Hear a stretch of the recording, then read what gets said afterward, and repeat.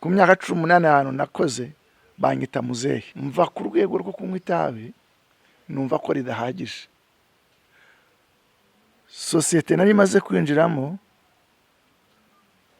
inyinjiza no mu biyobyabwenge, agasigirwa mu isi y'umwijima kugira ngo akore ibikorwa by'umwijima. Muri yo night club nisanze ncuruza indaya.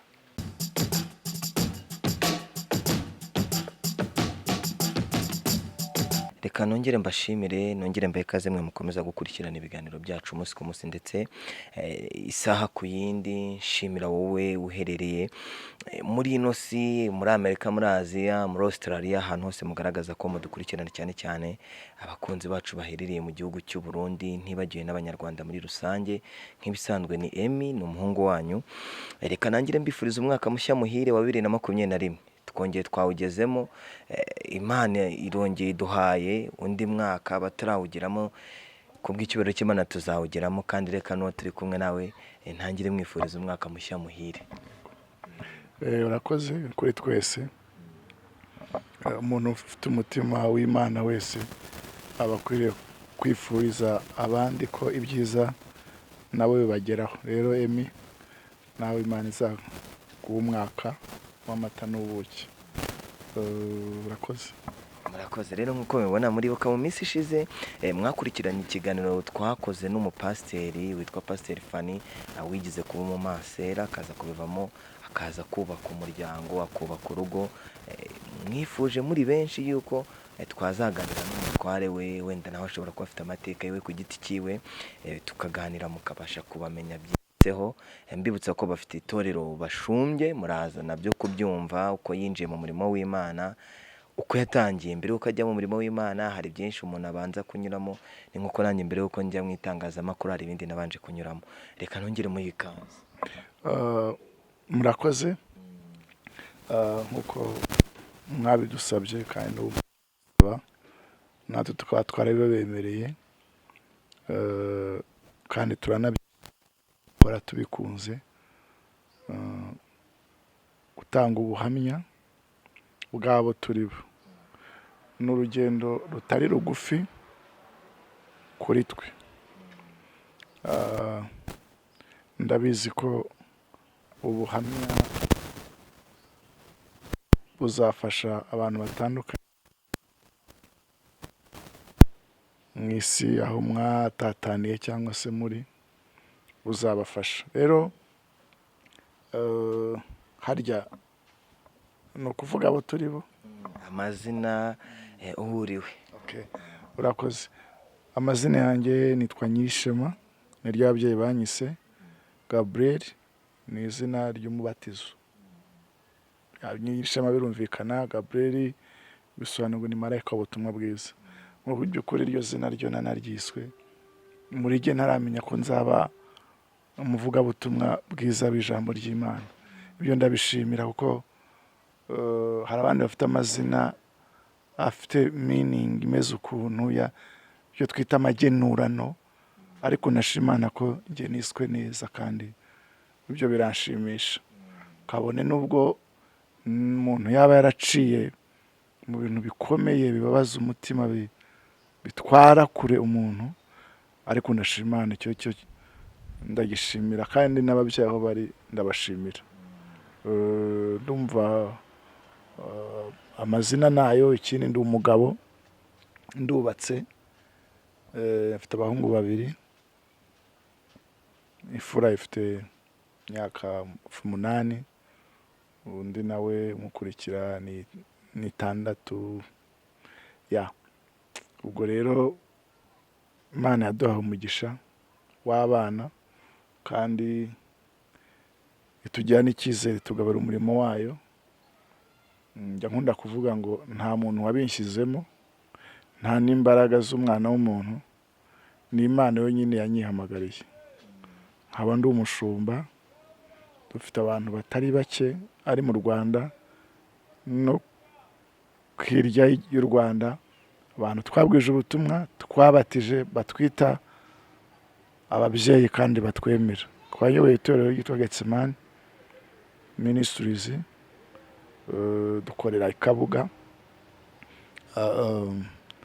Ahandi tubonekera umurimo w'Imana dutanga ubutumwa bwiza ni kuri channel ya YouTube yitwa Ijambo ry'Ukuri TV. Ijambo ry'Ukuri TV, aho ngaho tuba dutambutsa ubutumwa bwiza n'ibindi byose Imana iduhaye. Hanyuma mu bundi buzima busanzwe, ibyo bita kuzinga amahema, aba nkora umurimo wo guhinga ndetse n'ubworozi. Ndacyasaba Imana ngo ibizamure, ko turabikunze mu buryo bwo kwiteza imbere. Ndumva bimwe ari ibyo ngibyo. Ikindi nkaba ndi umunyarwanda, nanavukiye muri igihugu cy'u Rwanda. Ibindi turakomeza. Murakoze. Wavuze ko uri umushumba, ni ubuhamya twagiye twumva byinshi mu buzima wagiye ucamo mbere y'uko uba umupasiteri. Turaza kubiganiraho, wenda uze no kutubwira uburyo wanahuye na madamu yarabanje kuba umumasera, n'imbaraga byagutwaye kugira ngo umukomve kakumve. Ndumva ariho twahira mbere y'uko uba umupasiteri ubuzima bwawe. Okay, urakoze. Nibyo umbajije neza. Ubundi ubuhamya koko iyo urebye burimo ibyiciro bitatu. Icyiciro cya mbere ni igihe uba utarahura na Yesu, uko wari umeze, ko ibyo wagenderagamo. Igice cya kabiri ni uburyo waje guhura na Yesu, uburyo wakira agakiza. Igice cya gatatu ni ubuzima noneho umuntu aba abayemo amaze kwakira Yesu, kuko buri gice cyose kiba gifite ubuhamya bwabyo. Rero kubera impamvu z'igihe, sinzi niba muri ibyo ngibyo niba twabifata byose cyane niba twahitamo kimwe, kugira ngo tutaza, usibye koke mbabarire, ni byiza, biraryoshye, kuko bundi abantu bakunda gusoma ibitabo. Nanjye nkunda gusoma igitabo, iyo ukibonye kikagushimisha, ndavuga ku muntu w'umusomyi w'ibitabo, ikikugora ni impamvu z'igihe n'umwanya, ariko ubundi uba wumva wakomeza ugasoma. N'ubuhamya rero ni igitabo, ntabwo navuga ngo ndi bubarambire, kuko ndizera ko muri ubu buhamya hari umuntu Imana yateguyemo kugira ngo abashe kubohoka binyuze muri ubwo buhamya. Rero ndumva natangira wenda mbere y'uko ukizwa. Yes, murakoze. Ni igice cya mbere kugira ngo ducunguze uburyo umwete. Mbere ko nkizwa cyangwa se mbe cyaremwe gishya, mvuka ubwa kabiri, nari umuntu bisanzwe, naravutse nyine nk'uko abandi bana bavuka, ku mugore n'umugabo. Yesu niwe wavutse ku bwari umutagatifu, ariko nawe Bibiliya ivuga ko yambaye inyama n'amaraso. Nuko niko navutse, ariko mvukira mu muryango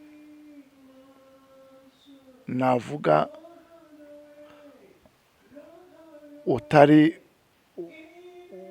udakomeye cyane mu za mvugo z'iki gihe, cyangwa se utanakennye cyane.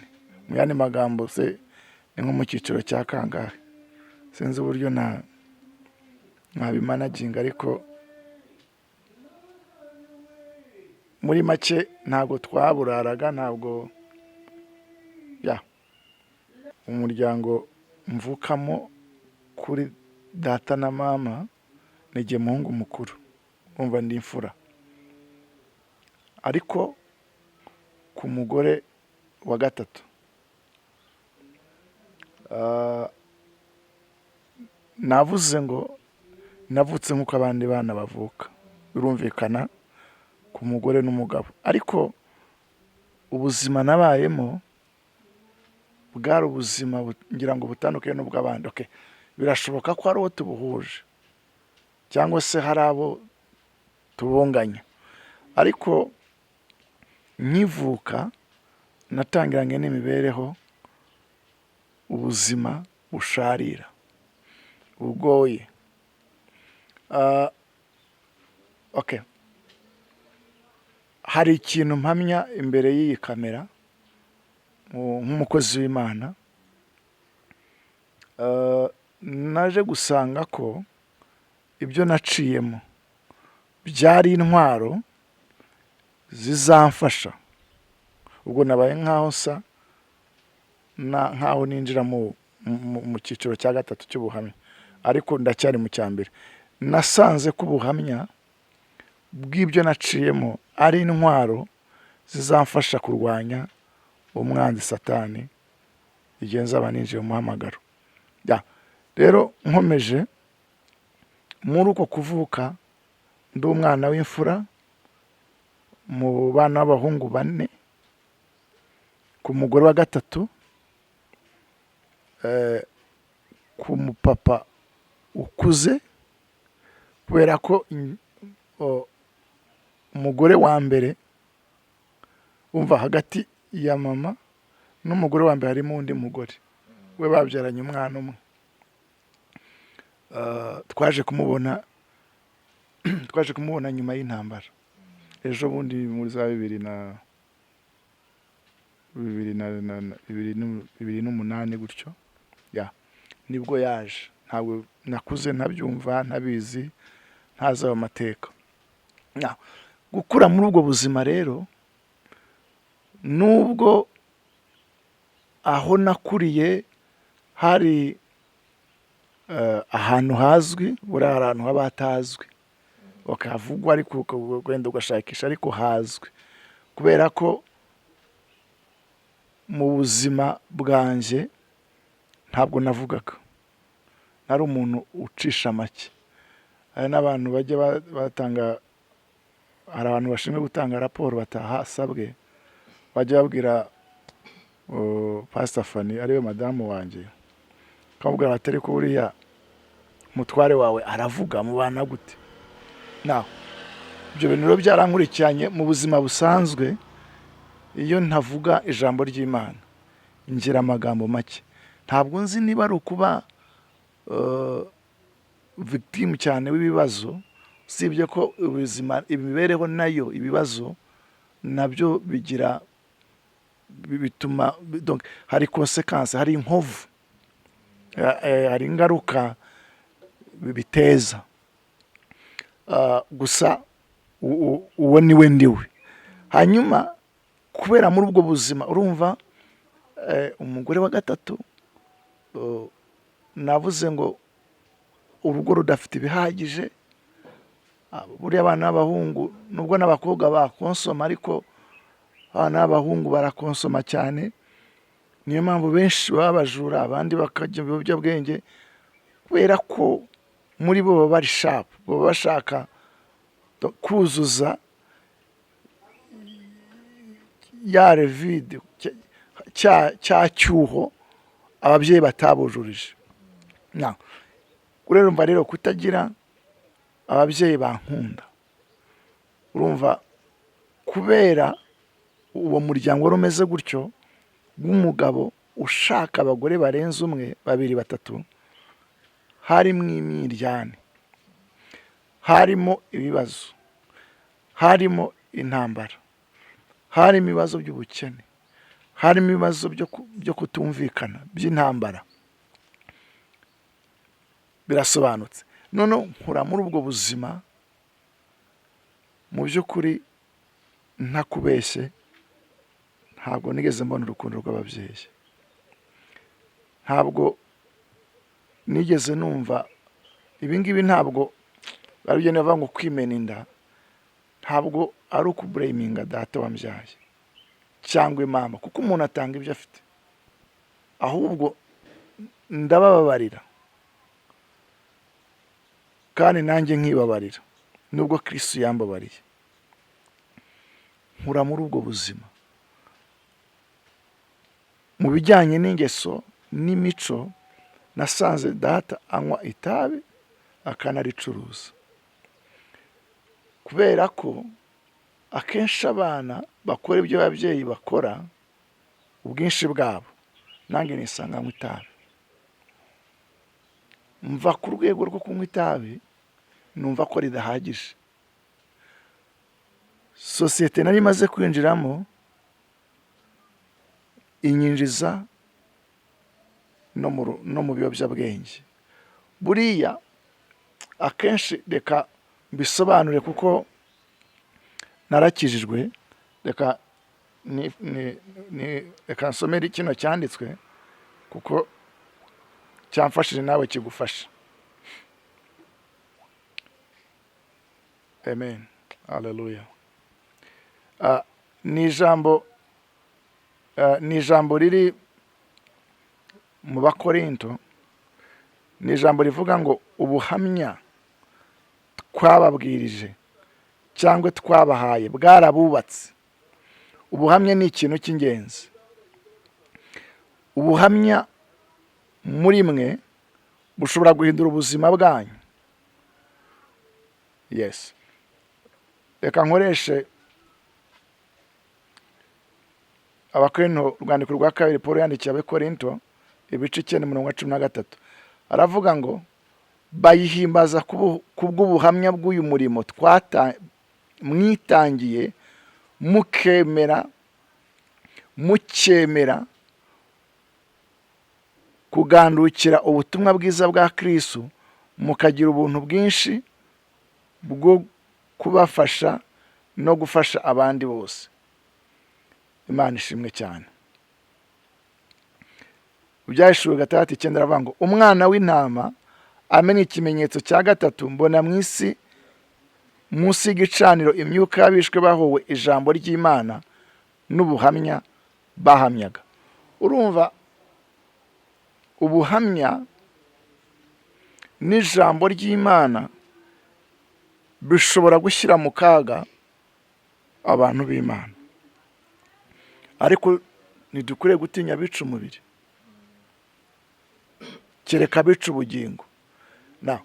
Rero ubuhamya ndiho ndatanga, ndabizi ko uriho uranyumva, buzagufasha, buzakubaka, buragukomeza.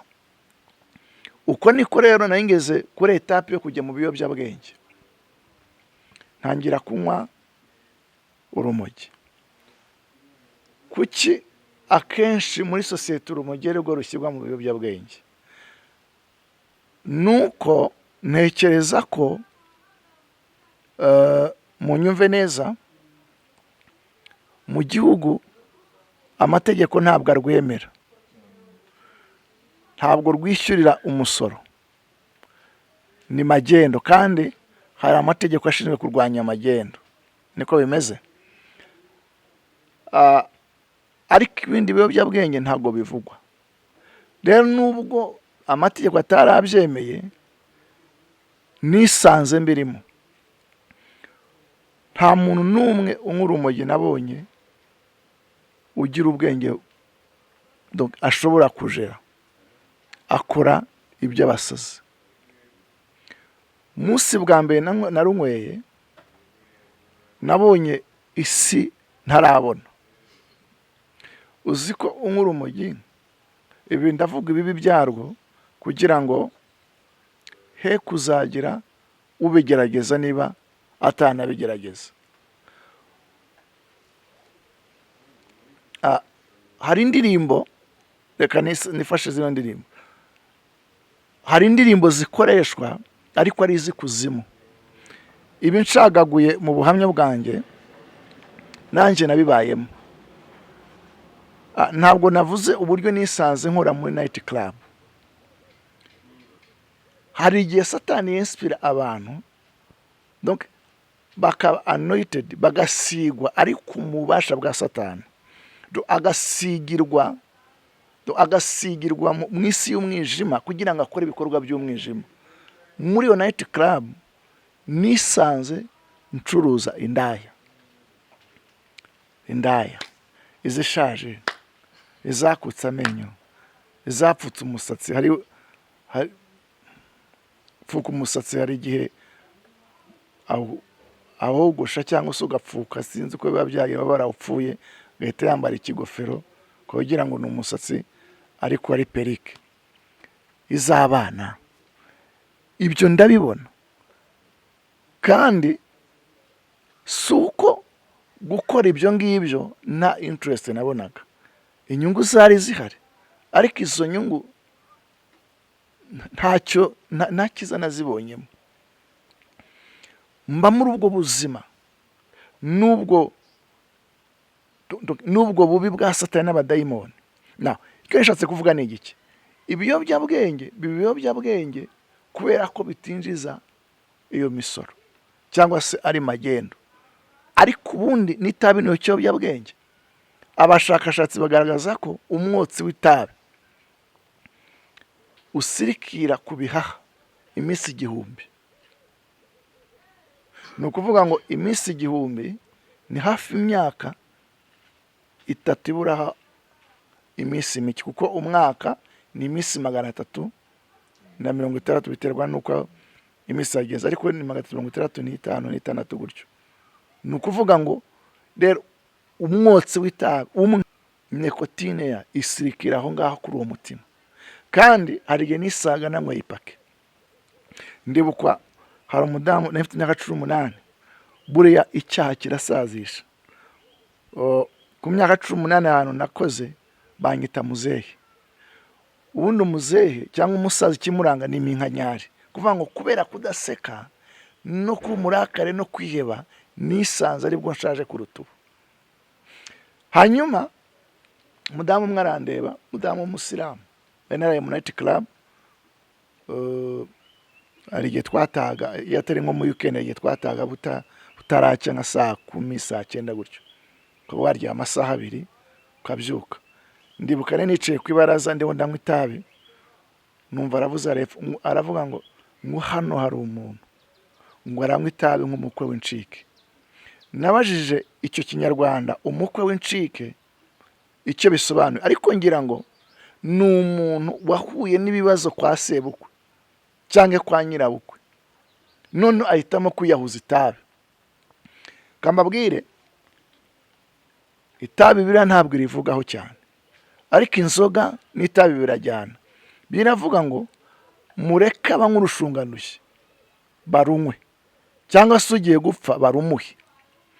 Inzoga n'itabi ni ikiyobyabwenge. Inzoga zikuraza aho utagomba kurara. Itabi rihindura ibitekerezo byawe, rihindura umutima wawe, kubera ko iyo uri umuntu ari mu mwijima cyane umazemo igihe, ahindura umucyo we. Ariko ubu ngubu nibwo nibaza, ni gute imbabura isohokamo umwotsi cyangwa shampoma isohokamo dezeri, ni gute akanwa kanjye cy'amazuru yanjye kanganya agaciro n'iziko bashyiramo inkwi gasohora umwotsi. Usanga amenyo yarirabuye nk'ay'akanyamaswa. Njya mbwira abantu ngo ushobora kuba inzobe ahantu hose, ariko aho wicarira ku matako hahora hirabura kubera ko ntihabona izuba. Nanjye iminwa yanjye yariraburaga kubera ko yahoraga icaho umwotsi. N'aka gasura ni Yesu. Yesu yagize neza, Yesu akora ibitangaza. Nakoresheje ubwenge bwose kugira ngo mve muri ibyo biyobyabwenge. Nababwiye ngo umunsi nanyweye urumogi, isi nayibonye mu rundi buryo. Uzi ko unywa urumogi ukajya wisanga umeze nkaho urakandagira hejuru ya biriya biti, ukajya ubona usa nkaho uragenda hejuru ya ziriya modoka. Inshuro ya kabiri narasetse, njya hasi imbavu zirandya. Mu yandi magambo, ndagenda nacupira isi iranyanga, nanjye ndiyanga. Aba bantu mubona bahitamo kwiyahuza ibiyobyabwenge, kambafashe. Ubuyobyabwenge buragenda bihindura isura. Umuntu ashobora kuba kuri Instagram, akaba kuri WhatsApp, akaba kuri Facebook, ugasanga yabaye addicted na media. Si uko ari kumva ijambo ry'Imana, si uko ari kumva abakozi b'Imana, si uko ari kumva ibifatanye n'ubwami bw'Imana, ahubwo ari kureba amaporunogarafi, ari kureba byacitse. Ibyo bigatuma umuntu adasinziriye. Icyo nacyo ni ikiyobyabwenge. Ubwo buzima mbubamo imyaka irenga hafi 20. Kubera intambara turahunga. Mu by'ukuri nagarutse kubera ko mbere ya 1994 itegeko ryavugaga ko buri bana b'umubyeyi bandikwa mu irangamuntu. Nge nasanze yaramvanyemo, yarazi ko napfuye. N'amakuru batanga bari bazi ko ntariho. Ndibuka ko bwa mbere tubonana twamaranye hafi isaha duhoberanye, yarazi ko ntakiriho. Ndamubona. Rwari urukumbuzi rukomeye cyane. Yesu yaranzuye. Yesu yamvanye umwijima mwinshi. Buruko ntanze buno buhamya, nongera kuma asubizwemo imbaraga. Ijambo ryavuze mu byarishwe ngo bamunishije ubuhamya n'amaraso y'umwana w'intama. Nubwo marayika ngira ngo wa gatatu yamenye urwabya, kimenyetso cy'urwabya, ngo nuko abahowe bishwe kuvuga ijambo n'ubuhamya nabo baragaragajwe. Imana ishimwe cyane. Ubuhamya ni ikintu gikomeye. Mu nyigisho za deliverance njya nigisha na karande n'umuvumo uva kuri karande, mbwira abantu ngo karande ntigutinya.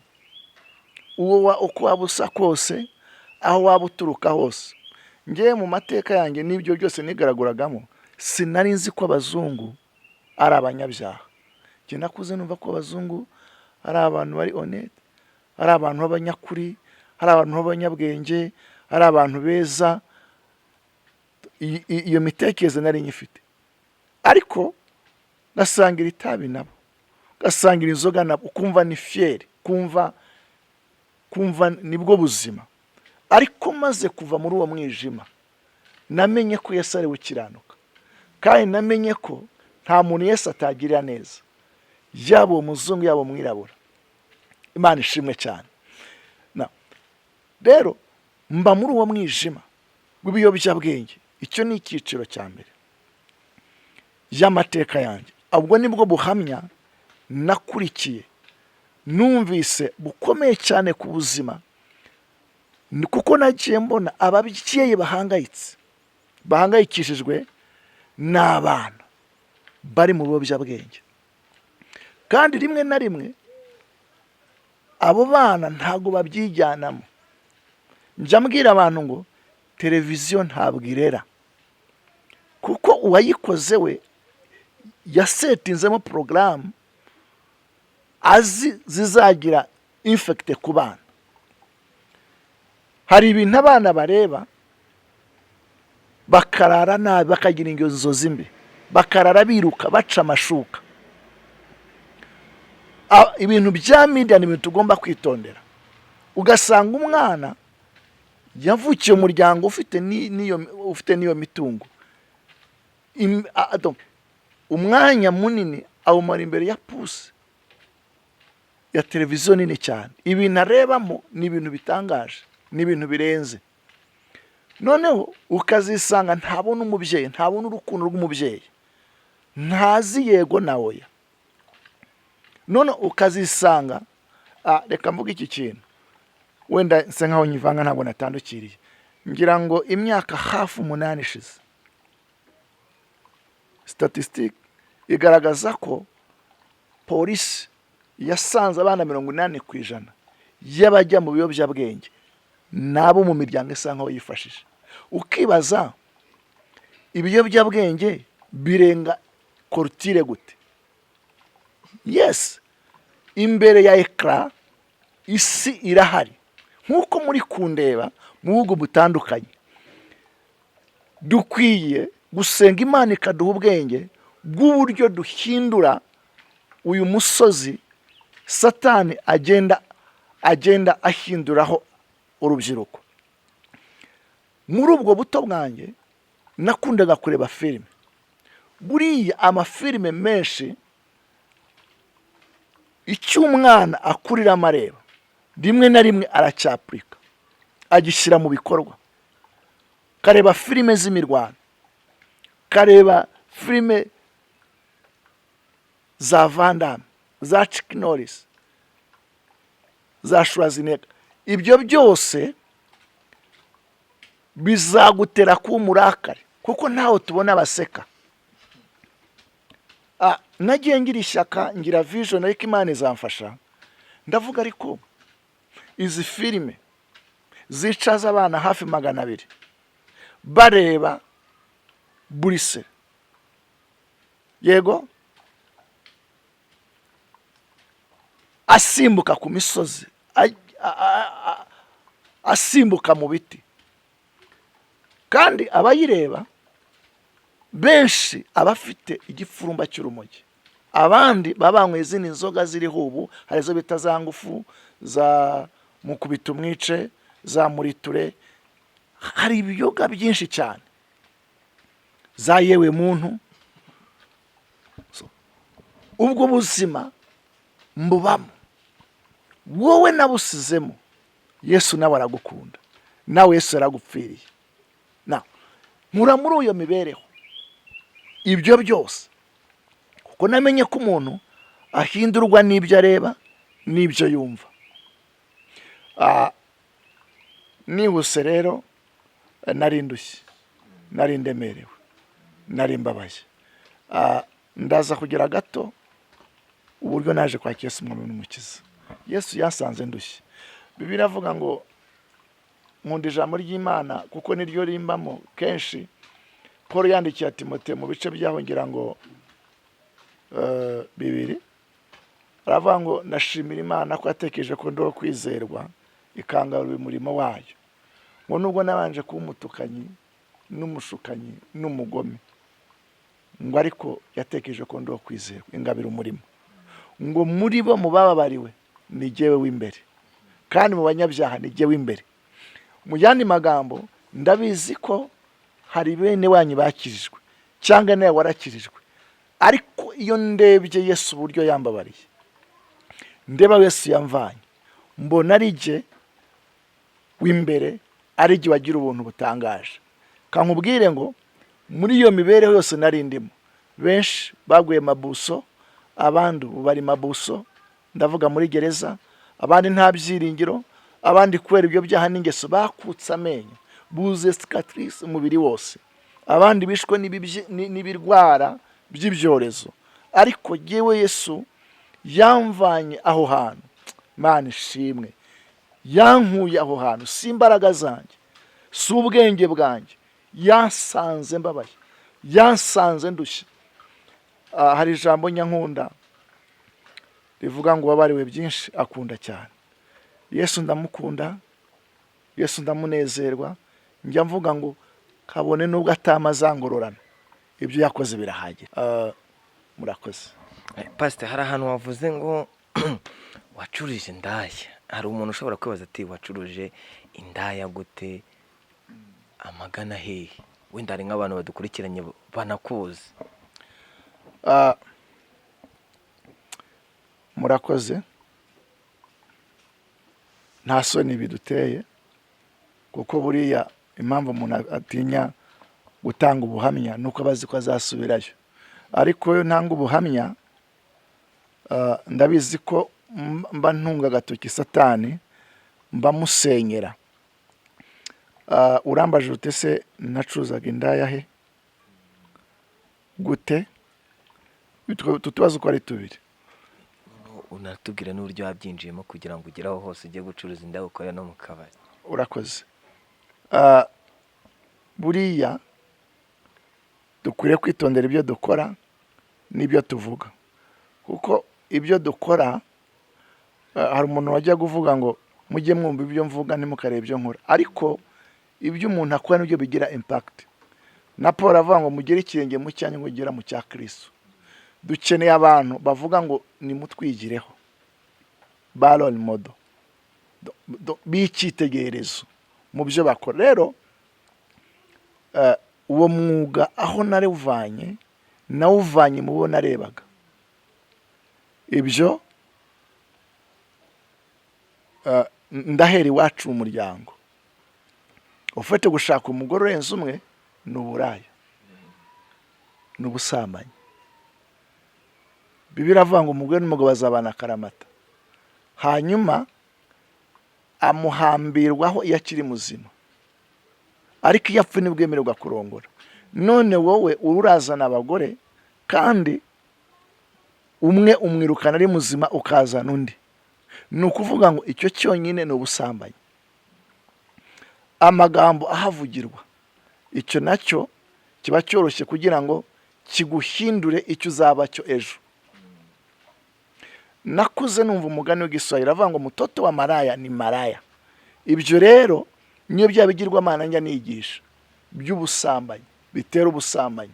Aho niho nabanje kubikura mu muryango, mu bantu badakora amakwe, mu bantu b'abasinzi batukana ibitutsi bijyanye ku busambanyi. Izo mandwa za Nyarunyonga, ko Nyirarunyonga ni imandwa y'ubusambanyi, ni imandwa y'ubusambanyi. Ibyo nibyo twakuriyemo muri uko kuraguza no guterekera. Kubera ko hari ikintu ntavuze. Bwa mbere nk'urumogi narunywereye iwacu mu nzu ya data, nibwo nirukase ku musozi ndiruka ndasara, data nyiruka inyuma. Ibyo byavaga mu ki? Byavaga mu bigirwamana byo kuraguza no guterekera, kuko nta muzimu baterekera ngo be kutamuha itabi, bararimuha. Ubusambanyi rero egare n'ubusinzi n'ibintu bijyana. Kuravuga ngo hanze aha hazaba indaya n'abajura. Buri mujura iwanjye bajya banyiba, hari n'igihe nigeze kubafata. Umujura ni umunyakinyoma, arakubeshya kumugaragara izuba riva. Biravuga ngo abanyabinyoma n'abatizera n'abasambanyi n'abajura n'abagura abandi n'ibitingwa n'abatizera, umugabane wabo ni inyanja yaka umuriro n'amazuku. Rero icyo umajije kuba nari mu muryango w'abasinzi, nari mu muryango mvuka mu maraso ya data, nawe uba umusambanyi, ibyo byagombaga kumbatiza yego mu ngeso z'ubusambanyi. Noneho Satani agenda abyagura, mba muri sosiyete y'abantu bameze gutyo, kuko umwuka kuri wo ugutransfera, ugutwara mu bandi bameze nkawe. Niko bimera, imyuka irarondana. Umujura amenya undi, umusambanyi amenya undi, umuvugabutumwa amenya undi, umunyamwuka amenya undi. Niyo mpamvu Mariya nyina wa Yesu yahuye na Elizabeth nyina wa Yohana. Bibiri avuga ngo baracamaterana, ngo inda zabo zirasimbagurika, abana barimo barasimbagurika. Umwe atangira guhanura, undi aravuga ati hahirwa wo gutwita inda y'umwami wanjye.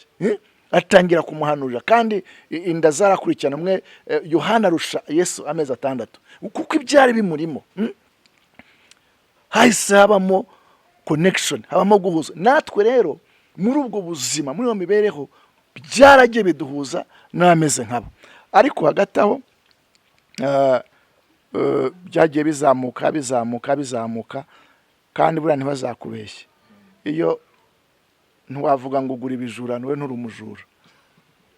Niba naracuzaga indaya, nanjye nari umusambanyi. Nisanga rero muri night club. Night club haba ibintu bitatu: haba gusinda, humva nyine utanguye ngo uzijwigire zikugeze hano, ntabwo wabyina izi kuzimu. Kuko nyarambibona hariya kuri piste mu birahure hari umuntu wese abyina uko byumva, ntawe useka undi. Njya mbona mu rusengero abantu bita ku bandi, kandi ibyo bintu n'ukuri bishobora kuzanira umuvumo umuntu wita ku ndi uburyo ahimbaza Imana. Imana yakuremye ukuri, jya ubyina ukuri, jya ugenda ukuri, jya uvuga ukuri. Jye ntabwo naba nka TJX, ntabwo naba nka Apotre Gitwaza, genda uwo ndiwe, mfite ukomeze, uko niko Imana yangize. Niyo mpamvu Mikali yarebye kuri Dawidi, aravuga ati umuntu w'umwami uribera imbere y'abagaragu n'abaja. Rero niba ikuzimu kwa Satani mu badayimoni nta wita kundi uburyo abyina. Twebwe kuki turebana ku jisho ngo kana kabyina gutya. Rero nisanga mu night club mu businzi n'abajura babayo, kabone nubwo babapima, kuko ari abajura n'indaya biragendana. Kuko umujura indaya ishobora kumekinga shuwa ufite amafaranga ikarabura umujura, kandi indaya ishobora gukora n'ibindi byose, ishobora kubikora byose, ishobora kwiba, yasamana byakwanga ikiba, kuko biragendana. Nta gikristo kirimo, byose ni bipagani. Nisanga mu night club nkahakora. Mu Rwanda nabaye muri Cadillac, buri itarashya nakozemo, nakoze ruguru muri yasanzwe, nkora no muri VIP. Uri manager? Hari ibyo na managingaga mu kazi nari mfite, ariko hari uburyo umuntu akora ikintu kimwe akore gukora n'ibindi. Ariko ibintu by'uburaya byo byaranyinjizaga cyane. Urumva nk'uko aba abakomisiyoneri b'amazu n'amamodoka n'ibibanza naho biba bihari. Ubu ngubu rwacitse narambutse, ubu ngubu ngira ngo simbizi, ariko hari ibyo bita abapfubuzi abapfubura n'abapfuburwa, nabyo bifite aho bihurira. Umuntu yashobora kuza kambwira ati se ushobora kubona hari terime nyinshi, ushobora kubona umwana uhiye, nshobora kubona ibuku, nshobora kubona abari amaterime. Mu by'ukuri iyo connection buryo yabagaho nabyo mbona ari satani bwite. Bazuzanye umuntu umuhuje n'undi, batangiye guteretana, ibyo nayibayemo. Ni ukuvuga ngo yanda y'umugabo na yanda y'umukobwa bose bagomba guhemba, kuko umwe yabonye icyo yashaka, donc yabonye ibihahwa byiwe. Mana yacu tugire neza. Ubwo buzima mbubamo. Ndanashaka kuvuga yuko ntabwo ari njyenyine, hari benshi. N'igihe tuvuga ibintu nk'ibyo bumva ko ari ibintu biri cheap, biri hasi mu rwego rw'isi. Oya, none se hoteli baziriramo inkoko? Kuva muri night club naje kuzamuka njye no muri hoteli, ko ndi umuhoteleri. Ntabwo baziriramo inkoko n'amafiriti, baziriramo n'abo bana ba rubanda. Mfite ubuhamya bw'abantu benshi aho umwana yavuga ko agiye ku ishuri ari umukobwa, ariko mu by'ukuri yaraye mu night club, cyangwa se yararanye n'umuntu w'ikigabo, reka mvuge gutyo, bivuga ikigabo na bari, akamuha amafaranga, akamuha byinshi, ariko azi ibyo yamukoresheje. Ubwo buzima rero nabo bayemo. Nkunda ijambo rivuga ngo ibyari ndamwanga nabitekeje nk'igihombo kubw'ubutunzi butagira akagero. Rero nari mfite ububasha bwo gufata umwarabu nkamuhuza n'umwirabura ashaka, nkaba nzi ngo umva ni nko kumenya ni nka bya bindi ujya kugura umwenda mu isoko, noneho umucuruzi avuga ati bosi rero mfite ipantaro ishobora kugufitinga, yakubera. Noneho ukaba ufite iyo capacity yo kumenya ko iriya ndaya y'umukobwa yaberana n'iy'umuhungu, kandi ugasanga bivuyemo, birakunze. Ubwo buzima rero tububamo, tubukoreramo. Birampira, reka mvuge ko byampiriye, ariko kubw'urukundo rw'Imana, Imana imvamo, kuko harimo risk, hagomba kubamo risk nyinshi. Iyo ugendana n'indaya biba birimo risk, kuko nagiye mbona indaya zipfa zishwe n'abantu, ikiba wenda bakanayitiranya, rangiza bakagenderamo. kubera ko muri uko gusinda hari igihe washobora kumuhuza yarangiza akamwiba, yamwiba bakora investigation bakavuga ati uza habo, kandi mu by'ukuri twanahuriye no mu kabyiniriro. Tuba muri ubwo buzima, Yesu atukurayo n'ibindi byinshi. Nubwo navuze ngo nacuruza n'indaya, nacuruje n'ibiyobyabwenge n'urwo rumogi, ayo maburi aribyo bita gupusha, abapushayi. Ni ibintu bigira amafaranga. Ni ukuvuga ngo uba uri capable yo gukora buri kintu cyose cyakuzanira urufaranga. Birasobanutse, kuzanira urufaranga, kubera ko irari ry'iby'isi no gukunda iby'isi ntabwo bitana na Satani. Nubwo avuga ko yabigabanye, yego, ariko Yesu umwami wacu niwe ufite urufunguzo rw'ibintu byose. Rero ndabwira wowe utaragira ubwo buntu, Yesu niwe uhemba neza. Nibyo Satani yabiguha, ariko akwereka hano akaguhisha hano, ukagendera mu ngaruka utazivanamo. Ndashima Imana rero ko muri ibyo byose, nubwo hari ikiguzi nishyuye wenda ku gice cya gatatu nyuma yo kwakira agakiza, nakivugaho Imana dukunde no muri aka kanya. Narivuze ngo ndashima Imana ko yampaye agakiza nkiri umusore w'imyaka 22, ariko nubwo hari ikiguzi natanze kugira ngo mbe ngihagaze mu buntu bw'Imana. Okay, ni Kristo washoboje, ariko hari ikiguzi, hari igiciro nishyuye, kuko byabaye mu mubabaro cyane.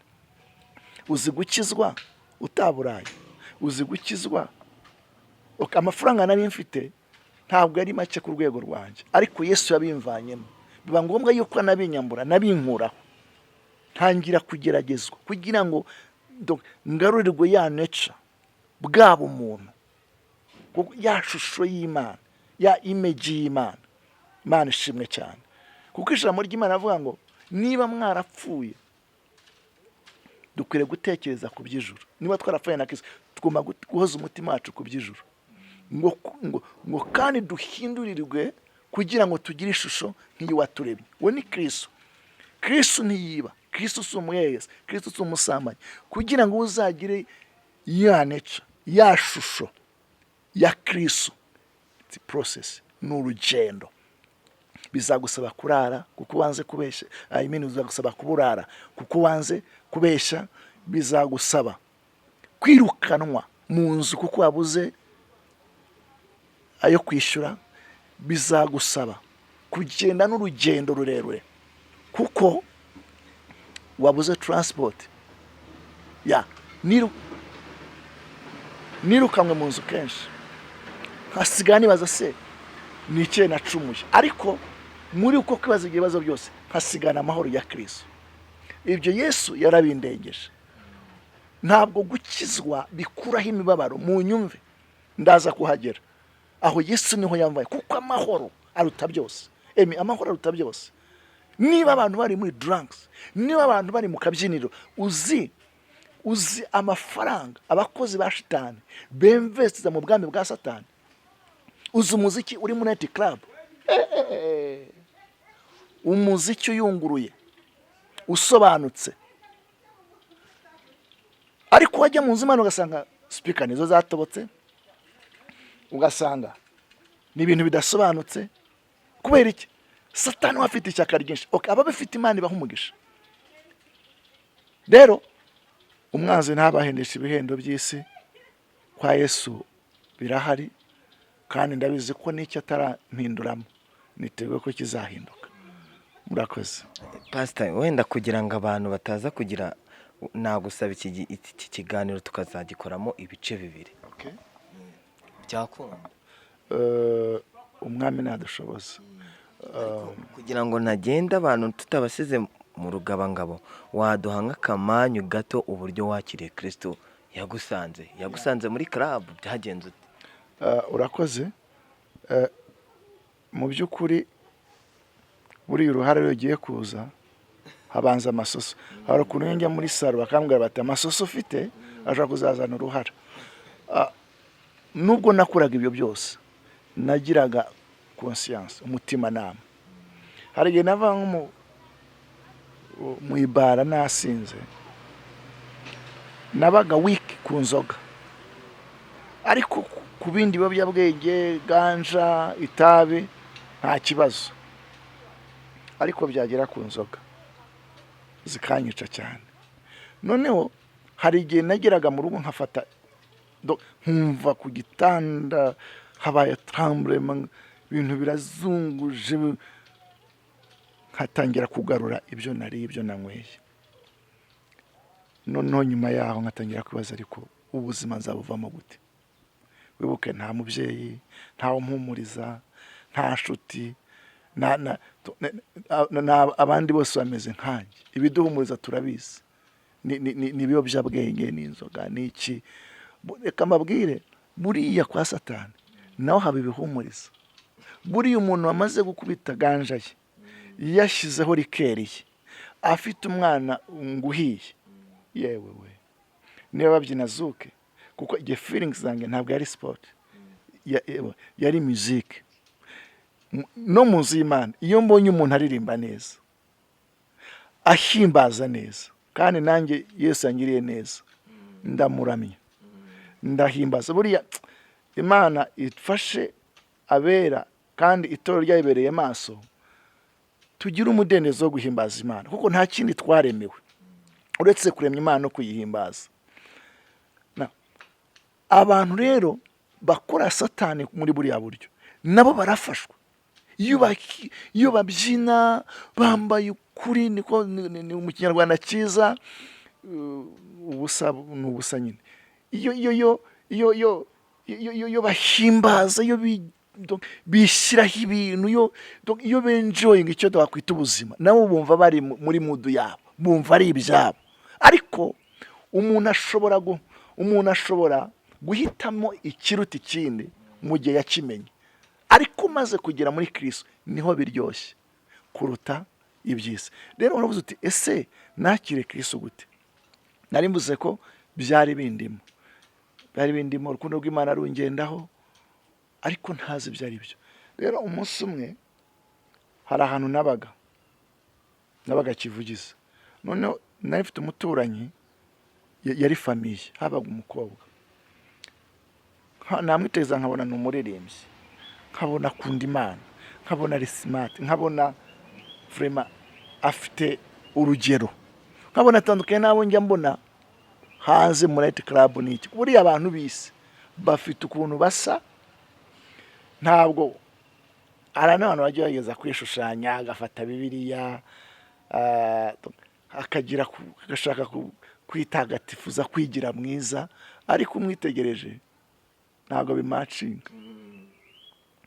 Na Petero ngo ashatse kwihakana Yesu, we yamuhanura amuga ngo inkoko itarabika urabonyakanye gatatu, ngo uraba yirenze gatatu.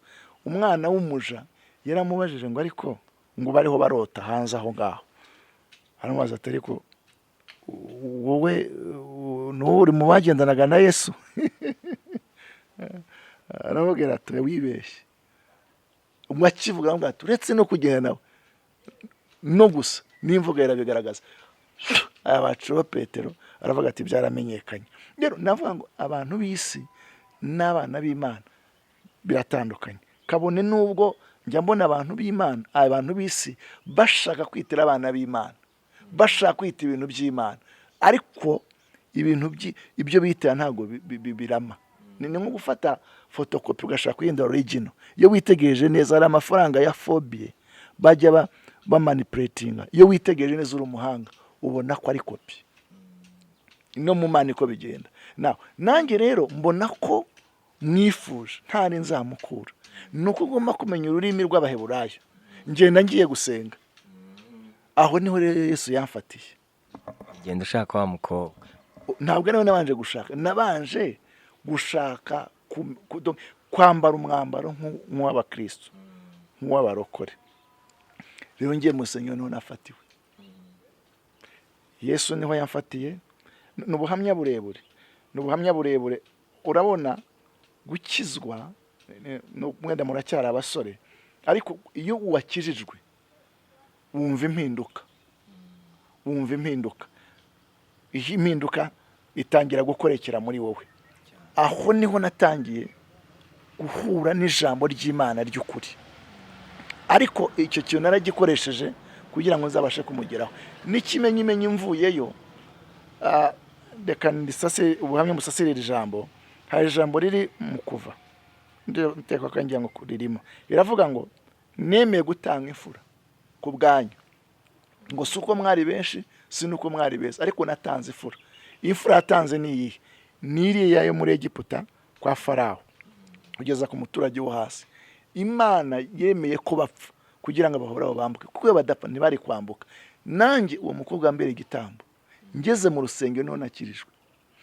Ngarutse sanga yabaye pararize, agendera ku mbago. Numva rwa rukundo rw'irari rushingiye ku irari, kuko rukundo ari agape, urukundo rw'ukuri n'urukundo rw'irari ry'umubiri. Numva ruragiye kubera ko yabaye pararize, ariko nkomeza gukunda Yesu, nkomeza gukunda Yesu. Aho ngaho niho Yesu yahuye nanjye ku nshuro ya mbere, numva yinjiye mu buzima bwanjye. Murakoze cyane. Ariko numvishije uvuga indimi nyinshi cyane nk'umuntu wabaye mu bapadiri cyane. Okay.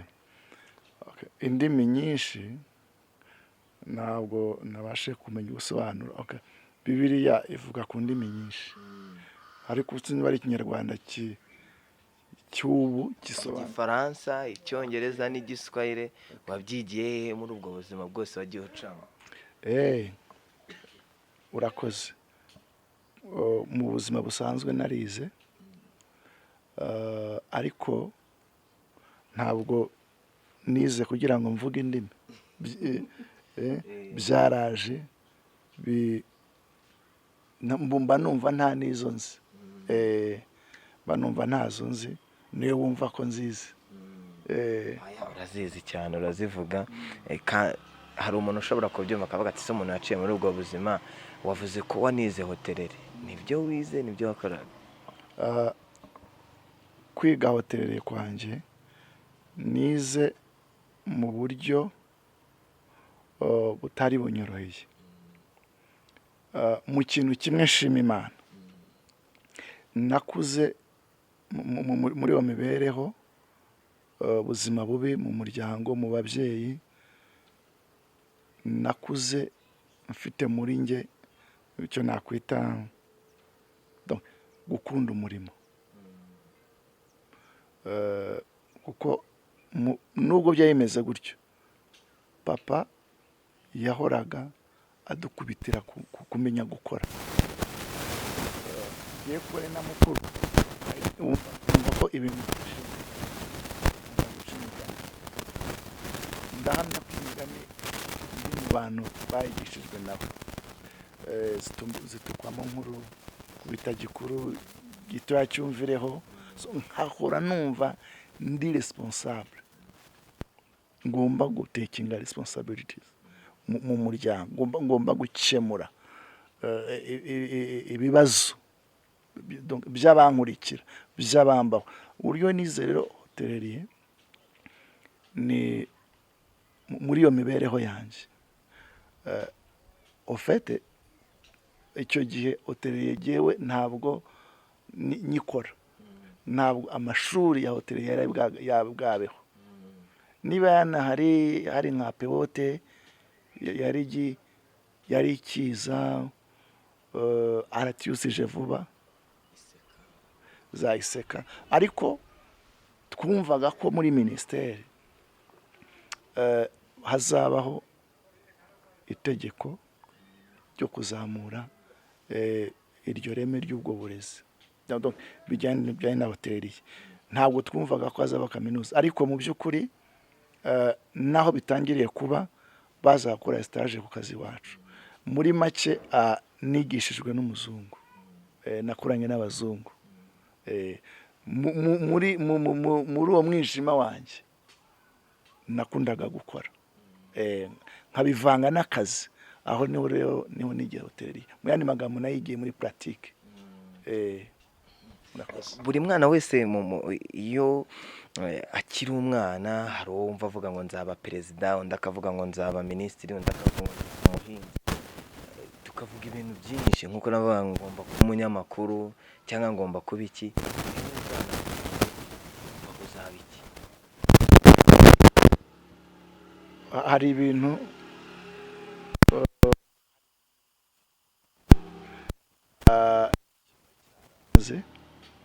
ariko ikindi nkirimo ku ishuri ubundi hari ibizami bitatu bazanaga. Hari ikizame cya leta national, examen national, akabaho n'ikizame cya desi gushushanya, hanyuma akazaho n'icya seminari. Urumva ni idini. Ntabwo nigeze nifuza kuba padiri cyane, ariko ntabwo navuga ko ntabishatse kubera ko nicyo kigo nizeho. Ikindi nigishijwe na masera. Ikindi cya kabiri, iwacu hari ikigo cy'abafaratiri mu kigo cy'abihaye Imana. Bimwe rero narabibonaga, ntabwo nabyifuje cyane, ahubwo nifuje kuba umunyabugeni, gushushanya. Ntabwo byakunze, ariko niba narifuje kuba umuntu wihanze nyine ndi pasiteri. Pasiteri, navuga ngo nge n'abakunzi bawe TV muri rusange twagusabira kugira ngo umurimo watangiye uwugumemo kandi uwushikamemo, ntihazagire ikintu kizagusubiza inyuma, kuko muri ino si habamo ibisitaza byinshi. Ndagira ngo rero nk'uko nahuye n'umukozi w'Imana tugana ku musozo, ntago dushoje, ducumbikiye hano bitewe na komenti zanyu. Ibyo bazakubaza nzaza nabishyize ku gapapuro, ibyo nzaheraho nkubaza. Ndagira ngo dusengere dusoze. Murakoze. Ka dusenge. Se w'Umwami wacu Yesu Kristo, Imana Data wa twese, Imana nkuru kandi Imana ishobora byose, Imana yumva amasengesho y'abera, turagushimiye ko wabashije kuturarikira abakozi bawe bo kuri channel yawe. Ndabasabiye umugisha kuko aravuze ngo bazatugana tuzabasabira umugisha. Mbasabiye umugisha wo kwaguka muri uyu muhamagaro, wagura imbago zabo, iyi channel igere ku mpera y'isi, imenyekane mu ndimi zose, mu mahanga yose. Mwami Yesu, baracyari urugo rw'umugisha, mbasabiye gutera imbere mu buryo bukomeye, aho bazishimira umurimo wawe, kuko Mwami bavuze ngo uzaduha umugisha mu majye no mu maza, mu bigega no mu mirima, ndetse Mwami Imana hirya no hino. Urakoze, ubarinde umubi, kandi nsabiye abantu bose bakiri mu mwijima, Mwami ubakureyo, ubavaneyo. Buri muntu wese wakurikiye ubuhamya, mu izina rya Yesu, imbaraga z'Umwuka Wera zimusange. Uwari ukandamijwe n'ibiyobyabwenge, uwari ukandamijwe n'imbaraga z'ikuzimu, imbaraga za shitani, zimurekure, azahamye, azakore, kuko ijambo rye riravuga ngo bamuresheje ubuhamya n'amaraso y'umwana w'intama. Kandi ngo ubwo twaguhamije imbere y'abantu n'imbere ya Data uzaduhamiriza, uzatwambika amaranka, uzatuvuga neza, uzaturirimbira. Izina ryawe niryubahwe. Urakoze Mwuka Wera kubikoze. Icyuro ni icyawe, mu izina rya Kristo, byambaje mbyizeye. Amen, amen, amen.